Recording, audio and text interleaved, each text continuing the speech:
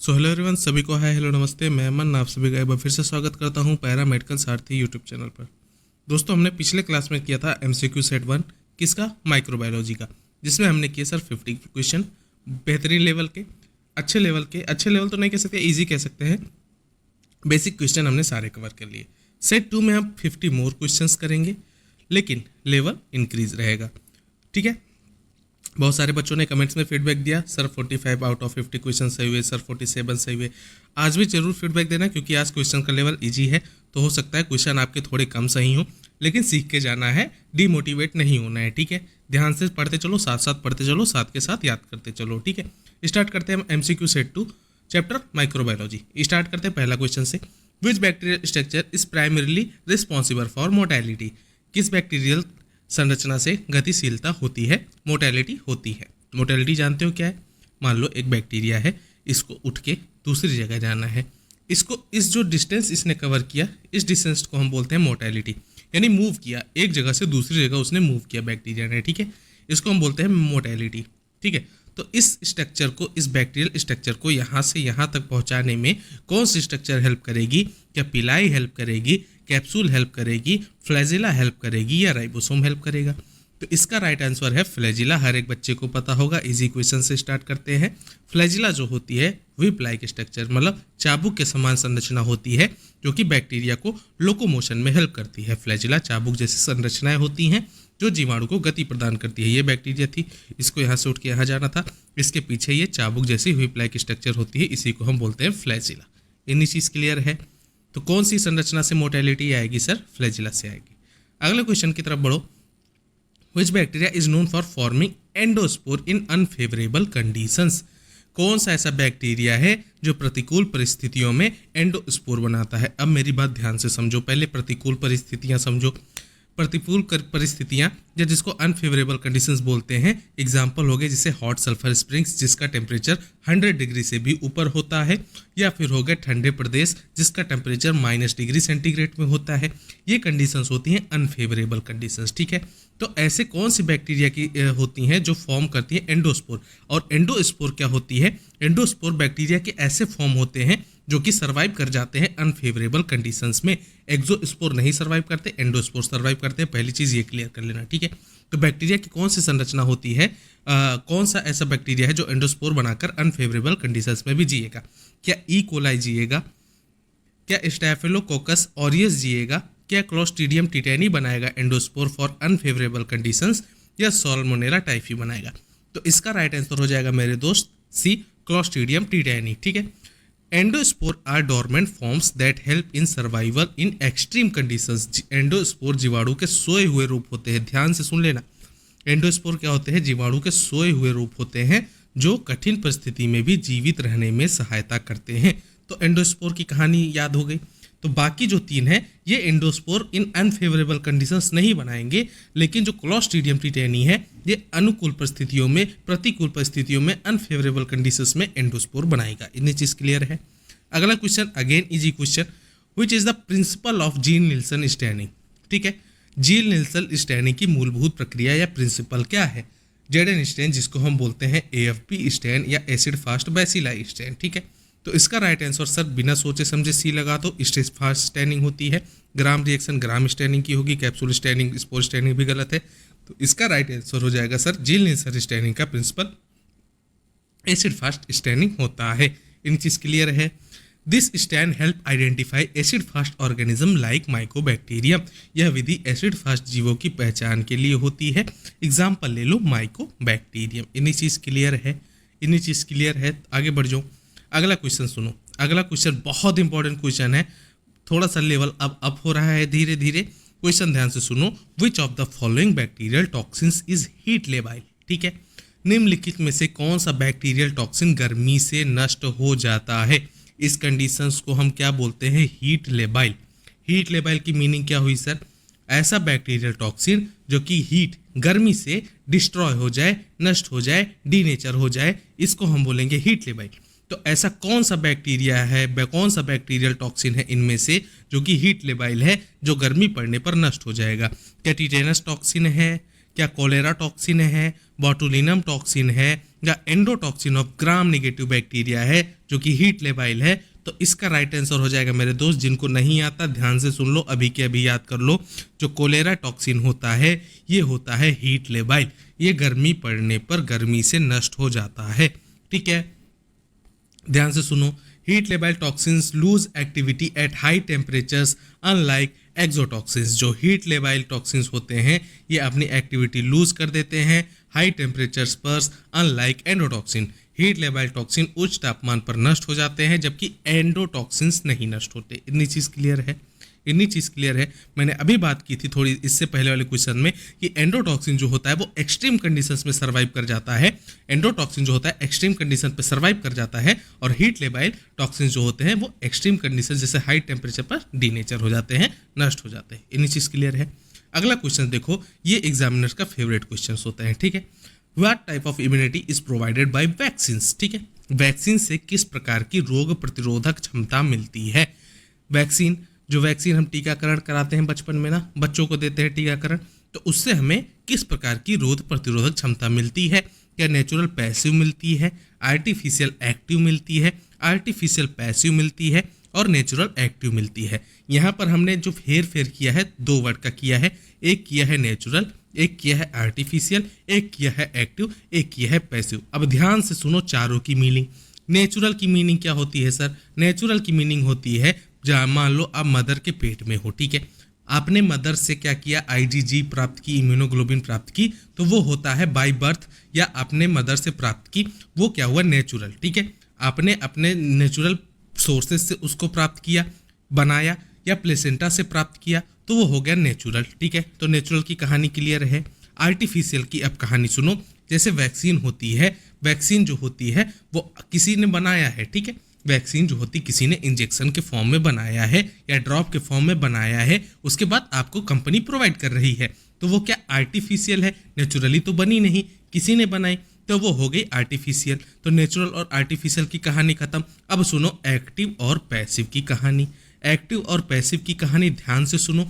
Active क्या होती है? एक्टिव क्या होती है, जैसे आपके शरीर पर क्या होती है सर, इम्यूनिटी होती है आपके शरीर के अंदर, ठीक है, आपके शरीर में इम्यूनिटी होती है, आपके शरीर पर कोई भी एंटीजन, बैक्टीरिया, वायरस, फंजाई कुछ भी आएगा, आपकी इम्यूनिटी क्या करेगी, उसको पहचान लेगी, उसके खिलाफ मेमोरी बनाएगी, उसको किल कर देगी, उसको मार देगी, फैगोसाइटोसिस कर लेगी। ठीक है, ये हो गई एक्टिव फॉर्म। अब मान लो पैसिव फॉर्म के बारे में बात करें। मान लो आपको किसी सांप ने काटा, ठीक है, आपको किसी सांप ने काटा, आपको सर्पदंश हुआ, आप हॉस्पिटल गए, डॉक्टर ने क्या किया, आपको एंटी वेनम इंजेक्शन ठोक दिया। ठीक है, एंटी वेनम इंजेक्शन क्या होता है, वो आपके शरीर में इम्यूनिटी जो जाके बनाएगी नहीं कि हाँ भैया सांप के जहर के खिलाफ इम्यूनिटी बना लेते हैं, मेमोरी बना लेते हैं, नहीं, वो क्या करेगी, सीधे सीधे सांप के जहर को काटेगी। ठीक है, तो वो क्या होगी सर, पैसिव। वो एक्टिवली काम नहीं कर रही है, वो पैसिवली वर्क कर रही है, इसलिए वो हो जाएगी पैसिव। और एक्टिव कौन सी हो जाएगी सर, आपकी इम्यूनिटी को जाके प्रोत्साहित कर रही है कि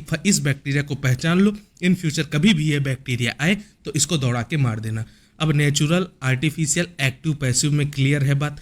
वैक्सीन में हम क्या करते हैं सर, वैक्सीन में हम क्या करते हैं, छोटे छोटे बैक्टीरिया को क्या कर देते हैं, हीट किल कर देते हैं, या इसको क्या कर देते हैं, इतना कमजोर बना देते हैं कि आपका शरीर हार्म ना करे। अब ये क्या करेंगे, वैक्सीन के फॉर्म में आपके जब शरीर में डाल देते हैं इनको, तो ये क्या करता है, आपकी शरीर इनको क्या कर देती है, मार देती है। और दूसरी चीज सबसे इंपॉर्टेंट जो होती है, वो बना लेती है मेमोरी।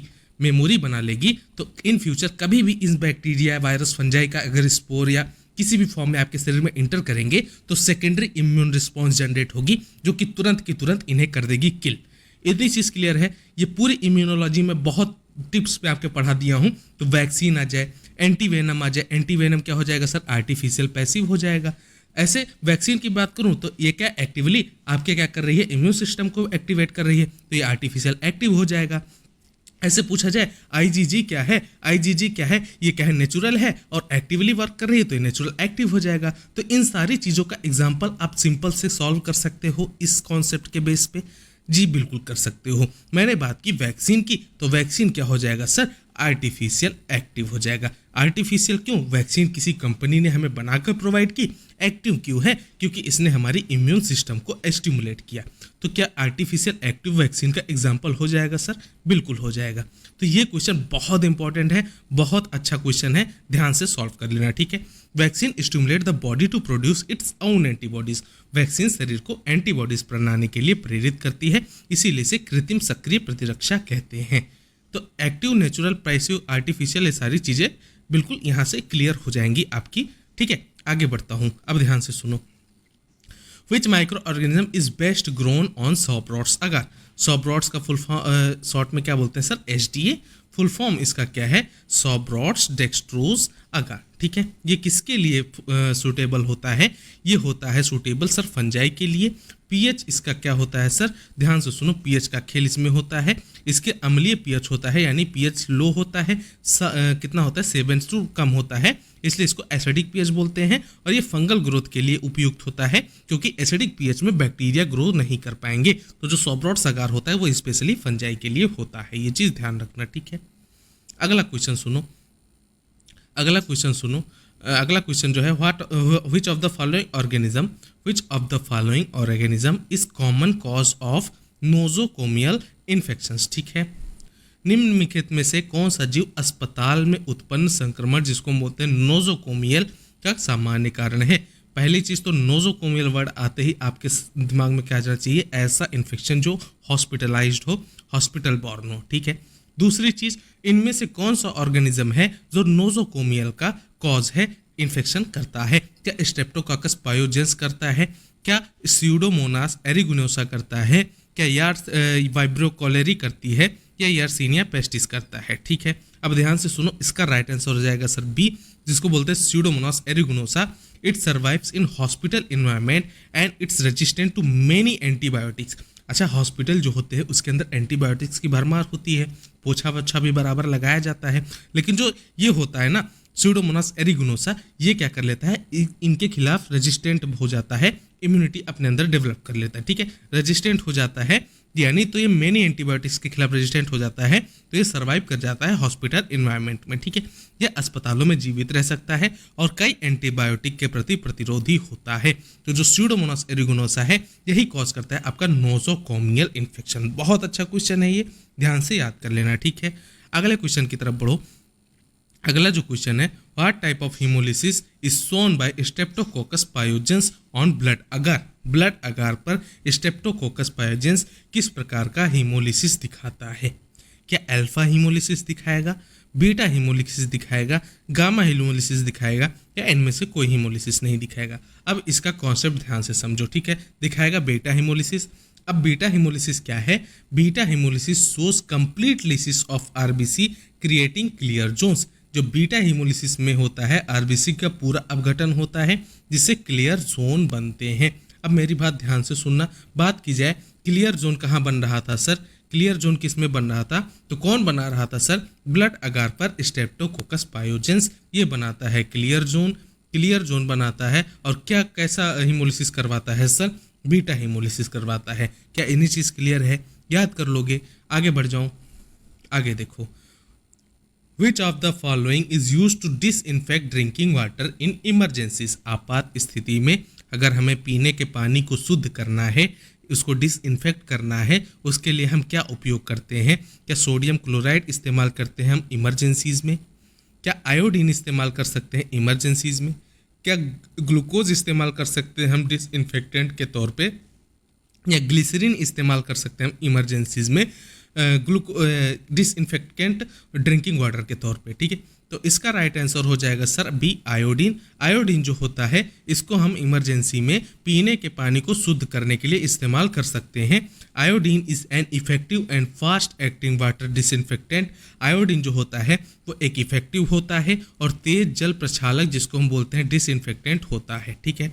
तो आयोडीन जो होता है इसको हम इमरजेंसीज में इस्तेमाल कर सकते हैं ड्रिंकिंग वाटर को डिसइंफेक्टेंट करने के लिए। ये क्वेश्चन याद रखना, ठीक है। इंपॉर्टेंट क्वेश्चन है, अच्छा क्वेश्चन है। अगला क्वेश्चन सुनो। What is the incubation period of hepatitis A virus? Hepatitis A virus का उष्मायन अवधि कितनी होती है। पिछले लेक्चर में हमने किसका किया था सर, साल्मोनेला टाइफी का आपको इंक्यूबेशन पीरियड बताया था। आज आपको बताना है हेपेटाइटिस ए वायरस का इंक्यूबेशन पीरियड कितना होता है। क्या 1 से 5 दिन हेपेटाइटिस ए वायरस का इंक्यूबेशन पीरियड होता है, 7 to 14 डेज का होता है, 15 to 50 डेज का होता है, या 16 to 90 डेज का होता है। तो हेपेटाइटिस ए का इंक्यूबेशन पीरियड जो होता है सर 15 से लेकर 50 दिन का होता है, ये चीज़ याद रखना। Hepatitis A has an average incubation of about 28 days ranging 15 to 50। अगर मैं बात करूं एक एवरेज इंक्यूबेशन पीरियड की तो लगभग 28 डेज या इसको 1 मंथ अप्रॉक्स मान सकते हो, ठीक है। तो अगर मैं बात करूं हेपेटाइटिस ए वायरस की तो अप्रॉक्स 1 मंथ, अगर एक वर्ड में बोलूं तो। अगर मैं रेंज की बात कर रहा हूं तो 15 से लेके 50 दिन का रेंज होता है हेपेटाइटिस ए की कितना इंक्यूबेशन पीरियड की, ठीक है। ये चीज़ ध्यान रखना। अगला क्वेश्चन सुनो, Which bacterial enzyme help in escaping from neutrophils by breaking on hydrogen peroxide? कौन सा जीवाणु एंजाइम हाइड्रोजन peroxide को तोड़कर न्यूट्रोफिल से बचने में मदद करता है? क्या कोएगुलेज है, कैटेलेज है, हाइएलुरोनिडेज है या ऑक्सीडेज है, ठीक है। कौन सा ऐसा बैक्टीरिया है, कौन सा बैक्टीरिया एंजाइम है जो हाइड्रोजन peroxide किसको बोलते हैं, H2O2 को, इसको ब्रेक करके न्यूट्रोफिल से बचने में हेल्प करेगा। वो कौन सा ऐसा एंजाइम होता है बैक्टीरिया के अंदर? तो इसका राइट आंसर हो जाएगा सर कैटेलेज। जो कैटेलेज होता है, catalase breaks down hydrogen peroxide into water and oxygen protecting bacteria. Catalase जो होता है वो हाइड्रोजन peroxide को पानी और ऑक्सीजन में तोड़ देता है जिससे बैक्टीरिया बच जाती है, ठीक है। हाइड्रोजन peroxide का जब भी अटैक होगा बैक्टीरिया के ऊपर तो कैटेलेज एंजाइम जो पहले से बैक्टीरिया के अंदर मौजूद होता है वो H2O2 को किस में ब्रेक कर देगा सर, वाटर में ब्रेक कर देगा, और वाटर में ब्रेक कर देगा प्लस ऑक्सीजन में ब्रेक कर देगा, जिससे क्या हो जाएगा, बैक्टीरिया बच जाएगा। इतनी चीज़ क्लियर है। आगे बढ़ जाऊँ, mycolic acid is a characteristic feature of which bacterial genus. मैंने कल के लेक्चर में भी ये बताया था कि माइकोलिक एसिड कौन से उसमें स्टेनिंग में इस्तेमाल करते हैं और माइकोलिक एसिड की वजह से कलर आता है, तो किस बैक्टीरिया जीनस की विशेषता है? क्या माइकोबैक्टीरियम का है, नाइजेरिया का है, स्ट्रेप्टोकोकस का है या शिगेला का है, ठीक है। तो जो माइकोलिक एसिड होता है वो माइकोबैक्टीरियम का कैरेक्टरिस्टिक होता है। Mycolic acid is the cell wall gives acid fast property. देखो सेल वॉल में उपस्थित माइकोलिक एसिड इसे एसिड फास्ट बनाता है। ये चीज़ ध्यान रखना माइकोबैक्टीरियम ट्यूबरक्लोसिस को, ठीक है, माइकोबैक्टीरियम स्पीसीज को। अगला क्वेश्चन की तरफ बढ़ो। अगला क्वेश्चन बहुत इंपॉर्टेंट है, थोड़ा हाई लेवल का है, ध्यान से क्वेश्चन सॉल्व करना। पहली चीज़ तो SSPE एक वर्ड आया है, इसका फुल फॉर्म समझो, सब acute sclerosing pan encephalitis. SSPE का फुल फॉर्म है सब एक्यूट स्क्लेरोसिंग पैन एनसेफेलाइटिस। तो कौन सा वायरस होता है जो एसोसिएट होता है विद SSPE? सब एक्यूट स्क्लेरोसिंग पैनसेफेलाइटिस किस वायरस से संबंधित होता है? क्या मम्स से संबंधित होता है, रूबेला से संबंधित होता है, मेजल्स से संबंधित होता है या वेरिसेला जोस्टर वायरस से संबंधित होता है?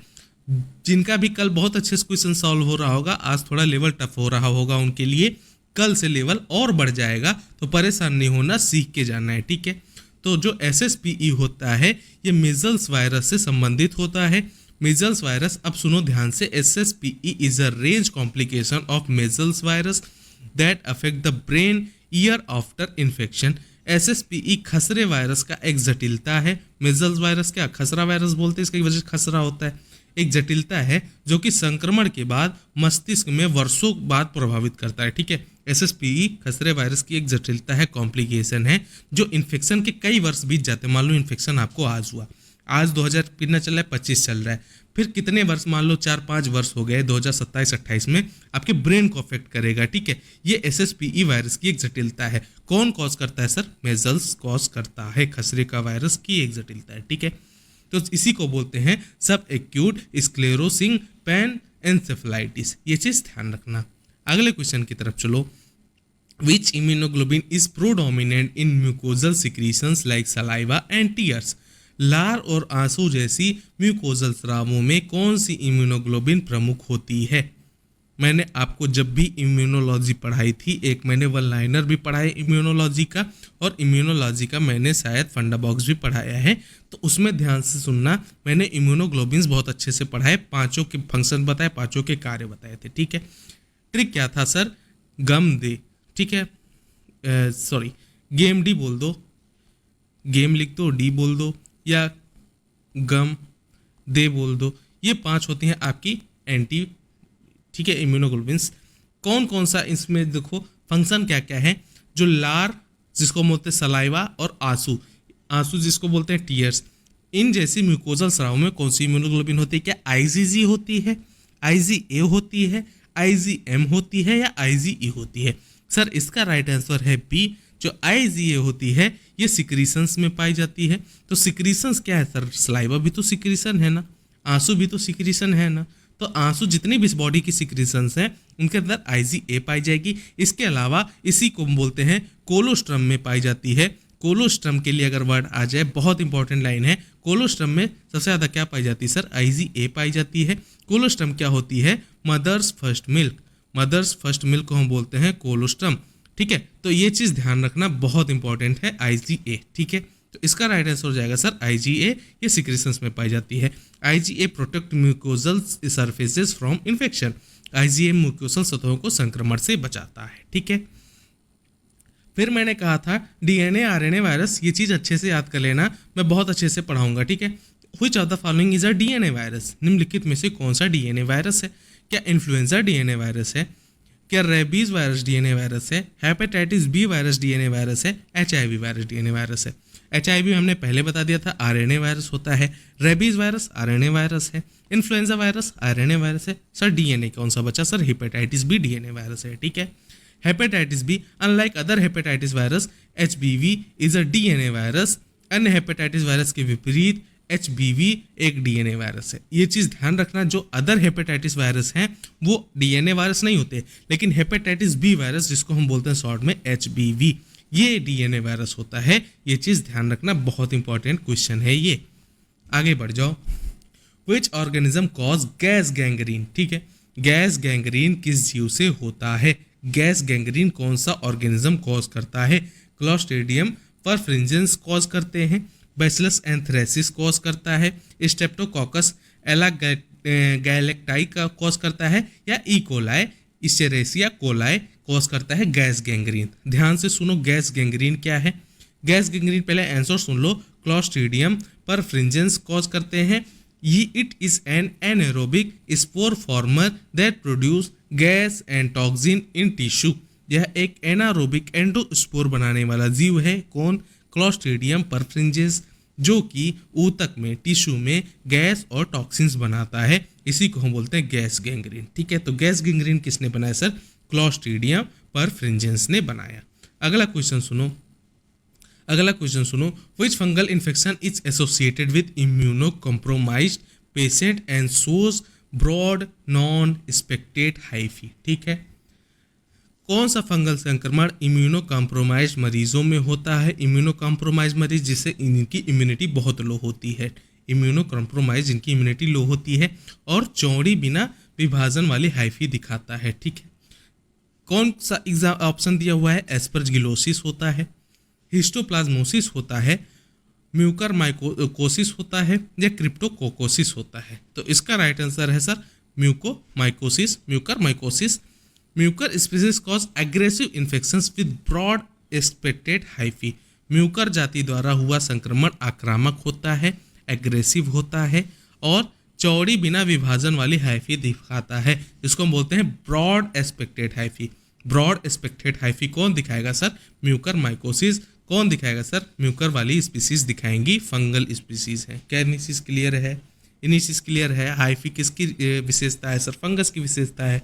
तो ये सारी चीज़ें आप बिल्कुल थोड़ा थोड़ा दिमाग लगा के सॉल्व कर सकते हो, ताकि क्वेश्चन थोड़े से लेवल अच्छे हैं, ठीक है। आगे बढ़ जाऊँ, अगला क्वेश्चन सुनो। अगला क्वेश्चन डीपीटी वैक्सीन, ठीक है। DPT vaccine protects again which of the following disease? DPT vaccine निम्नलिखित में से किस बीमारियों से सुरक्षा देता है? Diphtheria, polio, tuberculosis, diphtheria, pertussis, tetanus, dengue, pneumonia, typhoid, diphtheria, pertussis, typhoid. तो इसका right answer diphtheria, pertussis, tetanus. इन 3 बीमारियों से डीपीटी वैक्सीन बचाती है। आपने बचपन में बहुत पढ़ा होगा डीपीटी का वैक्सीन।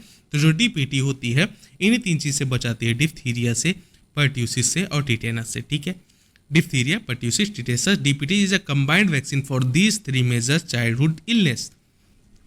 कैसी है सर? कंबाइंड है डीपीटी, संयुक्त वैक्सीन है जो इन 3 प्रमुख बीमारियों से सुरक्षा देती है। 3 प्रमुख बीमारियों के नाम है डिप्थीरिया, पर्ट्यूसिस और टिटेनस। ठीक है, डीपीटी क्लियर है। आगे बढ़ जाऊं। Which virus contains reverse transcriptase enzyme? किस वायरस में रिवर्स ट्रांसक्रिप्टेज एंजाइम होता है? क्या इन्फ्लुएंजा वायरस के अंदर रिवर्स ट्रांसक्रिप्टेज एंजाइम होता है क्या? एचआईवी वायरस के अंदर रिवर्स ट्रांसक्रिप्टेज एंजाइम होता है? डेंगू वायरस के अंदर होता है या रेबीज वायरस के अंदर होता है? तो रिवर्स ट्रांसक्रिप्टेज एंजाइम किसके अंदर होता है सर? एचआईवी वायरस के अंदर होता है। ठीक है, HIV virus is a retrovirus group. अच्छा, कई बार क्वेश्चन आता है ना कि एचआईवी कौन सी ग्रुप से संबंधित है? राइनो वायरस आपको ऑप्शन में दे देगा, रेट्रोवायरस ऑप्शन में दे देगा, ठीक है, रियो वायरस ऑप्शन में दे देगा। तो आपको आंसर लगाना है रेट्रोवायरस। एचआईवी होता है, ये कई बार एग्जाम में पूछा गया है, एचआईवी कौन से ग्रुप से संबंधित होता है? एचआईवी क्या है? एक रेट्रोवायरस है। ठीक है, पहली चीज इतनी क्लियर है, HIV is a retrovirus that cause reverse transcriptase to convert RNA to DNA. HIV एक रेट्रोवायरस है जो आरएनए को डीएनए में बदलने के लिए रिवर्स ट्रांसक्रिप्टेज का इस्तेमाल करता है। इतनी चीज क्लियर है। आगे बढ़ो। अगला question, a patient with lock jaw is most likely infected with. अच्छा, लॉक जॉ मतलब उसका जबड़ा लॉक हो जाता है, मूव नहीं कर पाता, इसको बोलते हैं लॉक जॉ।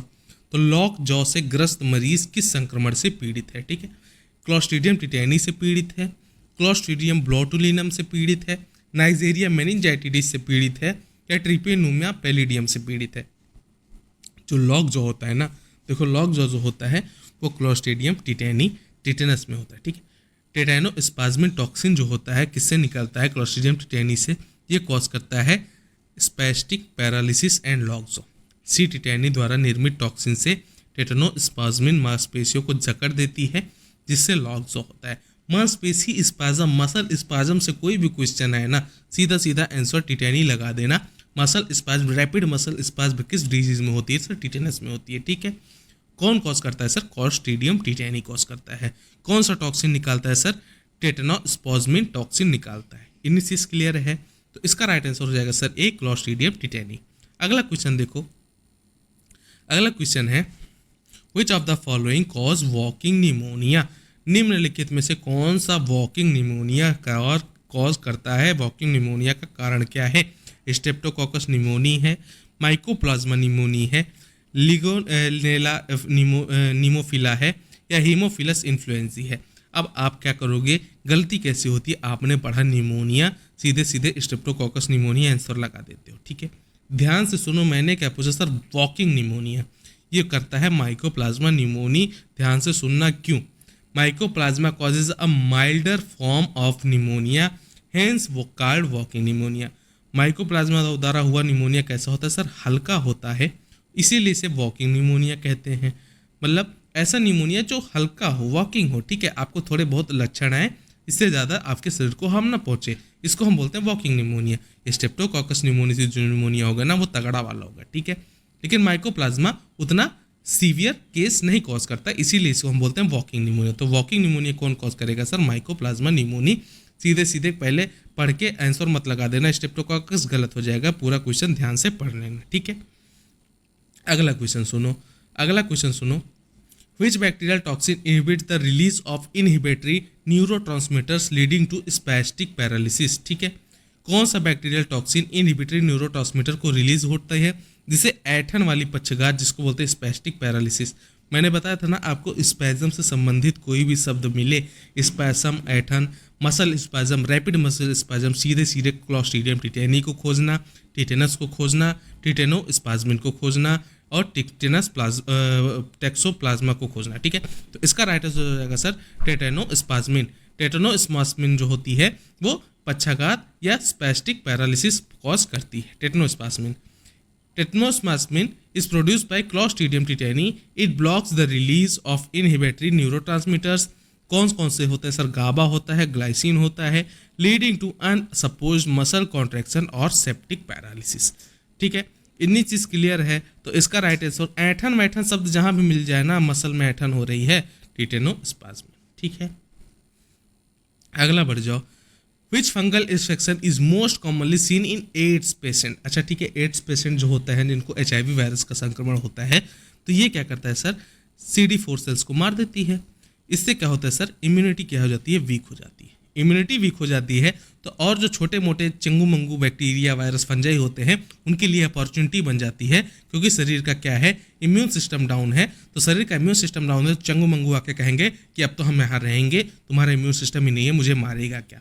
तो कौन सा सबसे कॉमनली सीन देखा जाता है चंगू मंगू को, किनमें, एड्स के पेशेंट में। क्या डर्मेटोफाइटोसिस होते हैं, कैंडिडियासिस होते हैं, एस्परगिलोसिस होते हैं, या हिस्टोप्लाज्मोसिस होते हैं। तो फंगल इन्फेक्शन की बात करें, सबसे कॉमनली बात करें एड्स के पेशेंट में, तो सबसे कॉमनली देखी जाती है कैंडिडियासिस। ठीक है, ध्यान से सुनना मेरी बात। कैंडिडिया एल्बिकेंस जो होता है ये कॉज करता है अपॉर्चुनिटिक इन्फेक्शन। तो कई बार क्वेश्चन एग्जाम में आते हैं कि अपॉर्चुनिटिक इन्फेक्शन किस डिजीज में कॉज होती है, सर एड्स में कॉज होती है। इसमें चंगू मंगुओं को क्या मिल जाता है, अपॉर्चुनिटी मिल जाती है कि तुम्हारे शरीर में इम्यूनिटी डाउन है, अब हम जाके वहाँ घर बना के रहेंगे। तो अपॉर्चुनिटिक इन्फेक्शन किसके लिए, कैंडिडा एल्बिकेंस के लिए, इन इम्यूनो कंप्रोमाइज पेशेंट। ठीक है, इम्यूनो कंप्रोमाइज पेशेंट कहाँ देखे जाते हैं सर, एड्स में देखे जाते हैं। ठीक है, उनका इम्यूनिटी खत्म हो जाती है। कैंडिडा एल्बिकेंस इम्यूनो कंप्रोमाइज्ड व्यक्तियों में अवसरवादी संक्रमण करता है। इतनी चीज क्लियर है। Which bacterial structure help in biofilm formation. कौन सी बैक्टीरियल संरचना बायोफिल्म के निर्माण में मदद करती है। बायोफिल्म क्या है, मेरी बात ध्यान से सुनना। बायोफिल्म जो कैप्सूल बनाती है, इंडोस्पोर बनाती है, फ्लैजिला बनाती है, या प्लाज्मिड बनाती है। तो बायोफिल्म बनाने में कौन मदद करती है सर, कैप्सूल मदद करती है। The capsule allows adherences to surface and biofilm development. Capsule सतहों पर चिपकने और बायोफिल्म बनाने में सहायक होता है। ठीक है, अच्छा कैप्सूल से संबंधित एक और मैंने क्वेश्चन पिछले क्लास में बताया था, जो बैक्टीरिया होते हैं उसको अपने शरीर में इम्यूनिटी से बचाने में कौन हेल्प करता है सर, कैप्सूल हेल्प करता है। ठीक है, तो ये कैप्सूल और क्या कहता है, सतहों से चिपकने में और बायोफिल्म बनाने में भी हेल्प करता है। ये चीज ध्यान रखना, स्ट्रक्चर से रिलेटेड क्वेश्चन। अगला क्वेश्चन सुनो। Which of the following virus is transmitted by a mosquito and causes haemorrhagic fever. निम्नलिखित में से कौन सा वायरस मच्छर से फैलता है और रक्तस्रावी बुखार हीमोरेजिक फीवर उत्पन्न करता है। क्या हेपेटाइटिस ए वायरस मच्छर से फैलता है और हीमोरेजिक फीवर उत्पन्न करता है, मेजल्स वायरस मच्छर से फैलता है, डेंगू वायरस मच्छर से फैलता है, या इन्फ्लुएंजा वायरस। सीधे सीधे ऑप्शन, इजी क्वेश्चन है। डेंगू वायरस किससे फैलता है सर, एडीज से फैलता है। एडीज एजिप्टी, ये होता है एडिस एजिप्टाई, ये होता है किसका सर, मॉस्किटो, कौन सा, डेंगू वायरस के लिए। और ये क्या करता है, हीमोरेजिक फीवर उत्पन्न करता है। तो ये चीजें ध्यान रखना। ठीक है, dengue virus is spreaded by Aedes mosquito and it can cause haemorrhagic fever. Dengue virus Aedes मच्छर द्वारा फैलता है और रक्तस्रावी बुखार उत्पन्न कर सकता है। अगला क्वेश्चन सुनो। Which bacteria is used as a biological indicator in autoclave sterilization. Autoclave sterilization में कौन सा जीवाणु जैविक संकेतन या इंडिकेटर के रूप में उपयोगी होता है। ठीक है, ध्यान से सुनो। बैसिलस कैरियस, बैसिलस सबटाइटिलस, जियोबैसिलस स्टेरोथर्मोफिलस, या क्लोस्ट्रीडियम डिफिकली। ठीक है, तो इसका राइट आंसर हो जाएगा सर बी, जियोबैसिलस स्टेरियोथर्मोफिलस। ये होता है its spore are highly heat resistant, ideal for autoclaving testing. इसके स्पोर कैसे होते हैं सर, गर्मी के प्रति अत्यधिक रेजिस्टेंट होते हैं, इसीलिए ऑटोक्लेव परीक्षण में उपयोगी होते हैं। ठीक है, तो ये क्वेश्चन थोड़ा सा अच्छा क्वेश्चन है, एक बार पढ़ लेना अच्छे से। अगला क्वेश्चन सुनो। The presence of Negri bodies in diagnostic of which disease. ठीक है, नेगरी बॉडीज की उपस्थिति किस बीमारी का निदान करती है। अगर हमें नेगरी बॉडीज मिल जाएं तो कौन सी बीमारी हम डायग्नोस करेंगे, टिटेनस, रेबीज, मेजल्स, एंसेफलाइटिस। ठीक है, चार ऑप्शन आपके पास हैं, सोचो सोचो, अच्छा क्वेश्चन है। ठीक है, नेगरी बॉडीज हमें कहाँ देखने को मिलती हैं, right option is B, rabies. Negri bodies are eosinophilic inclusion seen in neurons of rabies infected brain. Negri bodies rabies संक्रमित मस्तिष्क की न्यूरॉन्स में दिखाई देने वाला इयोसिनोफिलिक इंक्लूजन्स होते हैं। तो ये क्वेश्चन भी ध्यान से याद कर लेना, अच्छा क्वेश्चन है। Negri bodies. Which type of hypersensitivity reaction is involved in tuberculin test। बहुत अच्छा क्वेश्चन है, एग्जामिनर का फेवरेट क्वेश्चन है। ट्यूबरकुलिन परीक्षण क्या बोलते हैं सर, इसको हम मॉन्टॉक्स टेस्ट बोलते हैं सर। इसी का दूसरा नाम क्या है, ट्यूबरकुलिन स्किन टेस्ट। ट्यूबरकुलिन परीक्षण में हम किस प्रकार की हाइपर सेंसिटिविटी प्रतिक्रिया शामिल होती है, ठीक है। हाइपर सेंसिटिविटी कौन सी प्रतिक्रिया, क्या टाइप 1, टाइप 2, टाइप 3 या टाइप 4? ध्यान से सुनना मेरी बात। ट्यूबरकुलिन स्किन टेस्ट जो हम करते हैं उसके अंदर टाइप 4 की कौन सी हाइपर सेंसिटिविटी रिएक्शन शामिल होती है? It is a delayed type T cell mediated hypersensitivity reaction. यह एक विलंबित प्रकार की टी सेल आधारित हाइपर सेंसिटिविटी प्रतिक्रिया होती है। तो याद कर लेना मेरे दोस्त, ट्यूबरकुलिन टेस्ट में हम कौन सी टाइप 4 की हाइपर सेंसिटिविटी टेस्टिंग करते हैं। अगला क्वेश्चन बहुत ध्यान से सुनो। The function of M protein in Streptococcus pyogenes is, Streptococcus pyogenes में एम प्रोटीन का क्या कार्य है, ठीक है। एम प्रोटीन्स का क्या कार्य है इसमें स्ट्रेप्टोकोकस पायोजेनिस में? क्या ये एम प्रोटीन जो होता है वो मोटेलिटी को इनहेंस करता है? क्या एम प्रोटीन प्रिवेंट करता है फैगोसाइटोसिस से? क्या एम प्रोटीन एड्स इन स्पोरुलेशन में हेल्प करता है, या टॉक्सिन प्रोडक्शन में एम प्रोटीन हेल्प करता है? मेरी बात ध्यान से सुनना, जो एम प्रोटीन होता है ये बैक्टीरिया, वायरस, फंजाई को, स्ट्रेप्टोकोकस पायोजेनिस को प्रिवेंट करता है फैगोसाइटोसिस से, ठीक है। ध्यान से सुनना, M protein inhibits opsonization and help bacteria evade the immune system. M protein opsonization को रोकता है और बैक्टीरिया को इम्यून सिस्टम से बचाता है। ध्यान से सुनना, बहुत अच्छा क्वेश्चन है, अच्छे से सॉल्व कर लेना, ठीक है।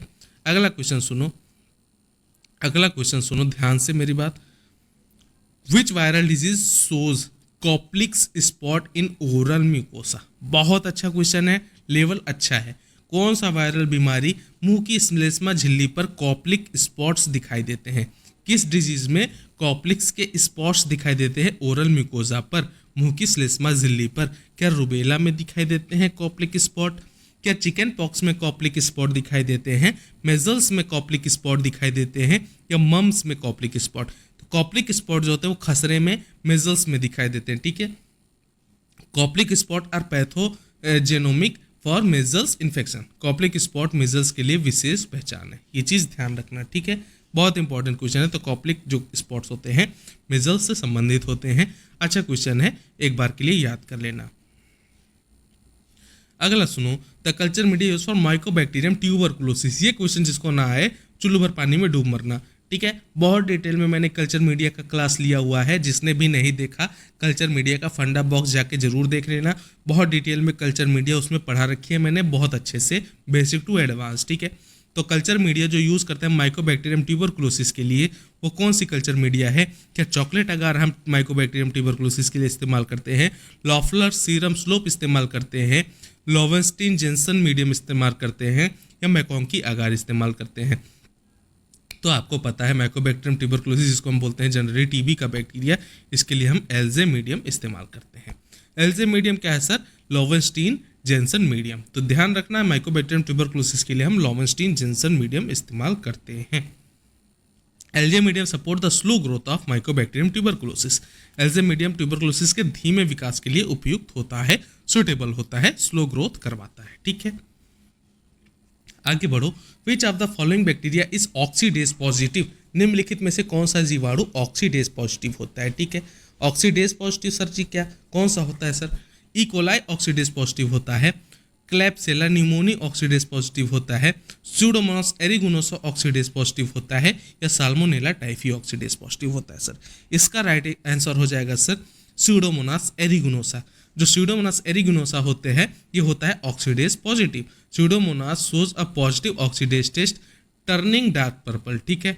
जो स्यूडोमोनास ऑक्सीडेज परीक्षण में गहरा बैगनी रंग, तो कलर भी याद रखना, कैसा कलर देता है सर? ऑक्सीडेज टेस्ट में ऑक्सीडेज पॉजिटिव आने पर गहरा बैगनी रंग देता है, कौन सा? स्यूडोमोनास एरिगुनोसा, ठीक है, जो पॉजिटिव संकेत होता है ऑक्सीडेज पॉजिटिव के लिए, ठीक है। तो ये क्वेश्चन ध्यान रखना, अच्छा क्वेश्चन है।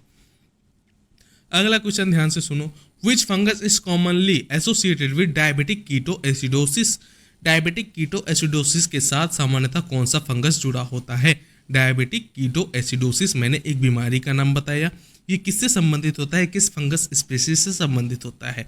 क्या Candida albicans, Histoplasma capsulatum, Cryptococcus neoformans या म्यूकर स्पीसीज। तो डायबिटिक कीटो एसिडोसिस होता है ना, वो होता है सर म्यूकर स्पीसीज के साथ, ठीक है। Mucor mycosis is an incentive fungal infection, मैंने अभी थोड़ी देर पहले बताया था, इससे एग्रेसिव इन्फेक्शंस होते हैं जैसे डीके पेशेंट, ठीक है। Mucormycosis diabetic ketoacidosis में होने वाला आक्रामक, देखो मैंने बताया था आक्रामक बोले तो एग्रेसिव फंगल इन्फेक्शन होते हैं सर म्यूकर स्पीसीज से। ये चीज़ें ध्यान रखना, फंगल से कौन कौन से इन्फेक्शंस होते हैं। अगले क्वेश्चन की तरफ चलो। Which bacteria produce a toxin that inhibit protein synthesis by inactivating elongation factor 2 EF2। elongation factor 2 के हम किसको बोलते हैं सर, EF2 को। कौन सा बैक्टीरिया प्रोड्यूस करता है टॉक्सिन जो इनहिबिट करता है प्रोटीन सिंथेसिस को, क्या इनएक्टिवेट करके, इलोंगेशन फैक्टर 2 को इनएक्टिवेट करते। कौन सा जीवाणु ऐसा टॉक्सिन बनाता है जो प्रोटीन संश्लेषण को EF2 को निष्क्रिय करके रोकता है। स्ट्रेप्टोकोकस पायोजेंस, बहुत अच्छा क्वेश्चन है, हार्ड लेवल का क्वेश्चन है, ठीक है। स्ट्रेप्टोकोकस पायोजेंस है क्या वो। कॉर्निबैक्टीरियम डिप्थीरी है जो EF2 को क्या करता है, निष्क्रिय करता है। क्लॉस्ट्रिडियम डिफिसिली है या सिगेला डाइसेंट्री है। तो इसका राइट आंसर है sir Corynebacterium diphtheriae. Diphtheria toxin inactivate EF2 leading to inhibition of protein synthesis. Diphtheria toxin EF2 को निष्क्रिय कर प्रोटीन संश्लेषण को रोकता है, ठीक है। तो EF2 से संबंधित क्वेश्चन है कॉर्निबैक्टीरियम डिप्थीरी, ठीक है। सॉरी, क्या कॉज करता है, डिप्थीरिया कॉज करता है, ठीक है। अगले क्वेश्चन की तरफ बढ़ जाओ। डीएनए वायरस, डीएनए वायरस मैंने बताया था क्या होता है सर, HBV जो होता है अदर वायरसेस की ऑफ हेपेटाइटिस, ये डीएनए वायरस होता है। तो हेपेटाइटिस बी जो होता है वो एक डीएनए वायरस है, ठीक है।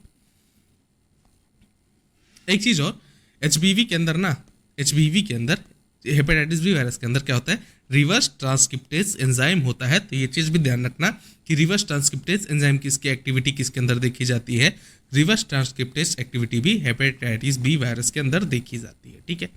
Which bacterial toxin cause rice water stool, examiner का फेवरेट क्वेश्चन, माइक्रोबायोलॉजी से बहुत बार एक क्वेश्चन रिपीट हुआ है। कौन सा बैक्टीरियल टॉक्सिन कॉज करता है राइस वाटर स्टूल को। कौन सा जीवाणु टॉक्सिन चावल के पानी जैसे दस्त उत्पन्न करता है, सिगेला टॉक्सिन, कोलेरा टॉक्सिन, बाटुलिनम टॉक्सिन या टिटेनस टॉक्सिन। तो कौन सा टॉक्सिन होता है जो राइस वाटर स्टूल कॉज करता है, वो होता है कोलेरा टॉक्सिन, ठीक है। Cholera toxin activates adenylate cyclase leading to profuse water diarrhoea. Cholera toxin adenylate cyclase को सक्रिय करके अत्यधिक पानी जैसे दस्त उत्पन्न करता है, जिसको हम क्या बोलते हैं, राइस वाटर स्टूल बोलते हैं। तो राइस वाटर स्टूल किसमें होता है सर, कोलेरा टॉक्सिन प्रोड्यूस करता है। अगला क्वेश्चन सुनो। We state differentiate between staphylococcus and streptococcus. अच्छा देखो, हम तब से क्या बोल रहे हैं, दो बैक्टीरिया के नाम लेते हैं, एक नाम लेते हैं स्टेफिलोकोकस, एक हम नाम लेते हैं स्ट्रेप्टोकोकस। अच्छा, इन दोनों को डिफरेंशिएट करना हो, अलग अलग करना हो, तो हम कौन सा टेस्ट लगाएंगे, ठीक है। स्टेफिलोकोकस और स्ट्रेप्टोकोकस में भेद करने के लिए कौन सा परीक्षण किया जाता है, catalase test, coagulase test, oxidase test या इंडोल टेस्ट। तो राइट आंसर है sir catalase test. Catalase test जो होता है वो स्टेफिलोकोकस को और स्ट्रेप्टोकोकस को डिफरेंशिएट कर देता है। स्टेफिलोकोकस जो होता है वो कैटेलेज पॉजिटिव होता है, स्ट्रेप्टोकोकस इज कैटेलेज नेगेटिव। तो यहाँ से एक और कॉन्सेप्ट ध्यान से याद कर लेना, क्वेश्चन पूछा जाए कैटेलेज पॉजिटिव कौन सा बैक्टीरिया होता है, स्टेफिलोकोकस या स्ट्रेप्टोकोकस। तो जो स्टेफाइलो होता है वो कैटेलेज पॉजिटिव होता है और जो स्ट्रेप्टोकोकस होता है वो कैटेलेज नेगेटिव। कैसे याद रखोगे, P फॉर पॉजिटिव और P फॉर स्टेफिलो। स्टेफिलो में P आ रहा है ना, P फॉर P मैच कर देना, तो स्टेफिलो कैटेलेज पॉजिटिव होता है और स्टेप्टो में कोई P नहीं है, स्टेप्टो में स्ट्रेप्टोकोकस जो होता है वो कैटेलेज नेगेटिव होता है। ये चीज़ ध्यान रख लेना, अच्छा क्वेश्चन है। तो कैटेलेज पॉजिटिव कैटेलेज नेगेटिव ये जो होता है स्ट्रेप्टोकोकस और स्ट्रेप्टोकोकस और स्टेफिलोकोकस में कैटेलेज टेस्ट होता है, ये डिफरेंशिएट कर देता है दोनों को। अगला क्वेश्चन की तरफ आगे ध्यान से बढ़ो। अगला question, which immunoglobulin is primarily secreted in mucosal surfaces like saliva, tears and breast milk. मैंने बताया था सिक्रीशंस में कौन सा इम्यूनोग्लोबिन पाया जाएगा सर, IgA पाया जाएगा, ठीक है। IgA main immunoglobulin found in secretions and protect mucosal surface. IgA मुख्य रूप से स्रावों में पाया जाता है और म्यूकोजल सतहों की रक्षा करता है। अगला क्वेश्चन सुनो।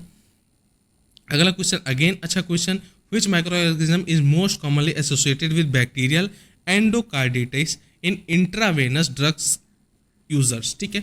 आईवी ड्रग्स यूजर्स में बैक्टीरियल एंडोकार्डाइटिस का सबसे अधिक किस सूक्ष्मजीव से जुड़ा होता है? Streptococcus viridans, Staphylococcus aureus, Enterococcus faecalis या स्यूडोमोनास एरिगुनोसा। तो इसका राइट आंसर है sir B, Staphylococcus aureus. Staphylococcus aureus enter blood stream directly via needles and infect heart valves. देखो जो हम कई सारे नशेड़ी लोग होते हैं ना, वो आईवी जैसे इंजेक्शंस लेते हैं नीडल्स के थ्रू। तो वो जब जो ये होता है ना स्टेफिलोकोकस ऑरियस, ये नीडल के थ्रू डायरेक्टली किस में चला जाता है सर? ब्लड स्ट्रीम में चला जाता है। और ब्लड स्ट्रीम कहाँ जाती है सर? आपके हार्ट में जाती है। और हार्ट में जाकर हार्ट वॉल को कौन इन्फेक्ट कर देगा है सर? Staphylococcus aureus. तो ये चीज़ ध्यान रखना, आईवी ड्रग यूजर्स में कौन सा बैक्टीरिया एंडोकार्डाइटिस सबसे अधिक किससे जुड़ा होता है? स्टेफिलोकोकस ऑरियस से जुड़ा होता है। ठीक है, अगले क्वेश्चन की तरफ बढ़ जाऊँ। अगला क्वेश्चन है, हाँ, स्टेफिलोकोकस ऑरियस सुइयों के माध्यम से सीधे रक्त में प्रवेश करके हृदय के वाल्व को संक्रमित कर देता है। Which Gram negative diplococcus is oxidase positive and grows on chocolate agar. पहले कॉन्सेप्ट समझो सर, डिप्लोकोकस क्या है? डिप्लोकोकस मतलब कोकाई मतलब गोलाकार। कौन सा सर? ग्राम निगेटिव की हम बात कर रहे हैं। कौन सा होता है? ऑक्सीडेज पॉजिटिव और ग्रो कर जाता है चॉकलेट अगार पर। ठीक है, कौन सा ग्राम निगेटिव डिप्लोकोकस ऑक्सीडेज पॉजिटिव होता है और चॉकलेट अगार पर बढ़ता है? नाइजेरिया मेनिंजाइटिडिस होता है, हीमोफिलस इन्फ्लुएंजी होता है, इकोलाई होता है या मोराक्जिला कैटराहिलिस होता है। ठीक है, तो इसका राइट आंसर है सर नाइजेरिया मेनिंजाइटिस। नाइजेरिया मेनिंजाइटिडिस जो होता है वो ऑक्सीडेज पॉजिटिव होता है, ग्रो कर जाता है चॉकलेट अगार पर। किसके प्रेजेंस में सर? कार्बन डाइऑक्साइड की प्रेजेंस में। ठीक है, नाइजेरिया मेनिंजाइटिस ऑक्सीडेज पॉजिटिव होता है और CO2 युक्त चॉकलेट अगार पर बढ़ता है। ये चीज ध्यान रखना, अच्छा क्वेश्चन है। ठीक है, अगला सुनो, which virus oncogenic and link to cervical cancer. कौन सा वायरस कैंसर जनित है, गर्भाशय ग्रीवा के कैंसर से जुड़ा है, सर्वाइकल कैंसर से जुड़ा है? ठीक है, एप्स्टीन बार वायरस है, हेपेटाइटिस सी वायरस है, ह्यूमन पैपिलोमा वायरस है या HIV वायरस है? तो देखो, जो सर्वाइकल कैंसर कराता है ना, वो होता है ह्यूमन पैपिलोमा वायरस HPV जिसको बोलते हैं। हाई रिस्क HPV टाइप्स कौन कौन से होते हैं? हाई रिस्क जैसे 16 और 18 होते हैं, ये एसोसिएटेड होते हैं सर्वाइकल कैंसर से। उच्च जोखिम वाले HPV के प्रकार जैसे 16 हो गए, 18 हो गए, ये गर्भाशय ग्रीवा के सर्वाइकल कैंसर के उच्च जोखिम वाले HPV होते हैं। जो HPV होते हैं ये कॉज करते हैं सर्वाइकल कैंसर। फुल फॉर्म क्या है? Human papilloma virus. ठीक है, अगला क्वेश्चन सुनो, what is the mode of transmission of hepatitis A virus. Hepatitis का ये जो पांचों प्रकार है ना, पांचों प्रकार मैंने अपने शॉर्ट पे अपलोड कर रखी है, तो शॉर्ट्स में जाके उनका सारा हेपेटाइटिस के फैलने के तरीके, कौन किससे फैलता है, ये चीज़ें मैंने बहुत अच्छे से बताई हैं, वो चीज़ जाके देख लेना। तो कौन सा मोड ऑफ ट्रांसमिशन होता है हेपेटाइटिस ए वायरस का? क्या ब्लड ट्रांसफ्यूजन से हेपेटाइटिस ए फैलता है, रेस्पिरेटरी ड्रॉपलेट से हेपेटाइटिस ए फैलता है, फीको ओरल रूट से हेपेटाइटिस ए फैलता है या सेक्सुअल कांटेक्ट में आने से हेपेटाइटिस ए फैलता है? तो हेपेटाइटिस ए जो होता है वो फीको ओरल रूट से फैलता है। ठीक है, हेपेटाइटिस ए वायरस का मोड ऑफ ट्रांसमिशन क्या है? फीको ओरल रूट है। ठीक है, hepatitis A spread through contaminated food and water. Hepatitis A संदूषित भोजन और पानी से फैलता है। अगला क्वेश्चन सुनो, in Gram staining crystal violet primarily stain. ठीक है, ग्राम स्टेनिंग में क्रिस्टल वायलेट मुख्यतः किसे रंगता है? ग्राम नेगेटिव सेल वॉल को कलर करता है, ग्राम पॉजिटिव पेप्टाइडोग्लाइकैन को कवर करता है, लिपिड मेम्ब्रेन या न्यूक्लियस? तो इसका राइट आंसर है सर ग्राम पॉजिटिव पेप्टाइडोग्लाइकैन। ठीक है, ग्राम positive bacteria retain crystal violet CV जिसको बोलते हैं due to thick peptidoglycan layer. Gram positive bacteria में मोटी पेप्टाइडोग्लाइकैन की परत पाई जाती है जिसके कारण क्रिस्टल वायलेट को रोक कर रखते हैं। तो ये चीज़ ध्यान रखना, ग्राम स्टेनिंग के अंदर बहुत अच्छा क्वेश्चन है, क्रिस्टल वायलेट किसको प्राइमरीली स्टेन करता है? तो ग्राम पॉजिटिव पेप्टाइडोग्लाइकैन को कलर करता है। सेल वॉल देख के ग्राम नेगेटिव आंसर मत कर देना, राइट आंसर है ग्राम पॉजिटिव पेप्टाइडोग्लाइकैन। आगे बढ़ जाओ, अगला क्वेश्चन क्या है सर?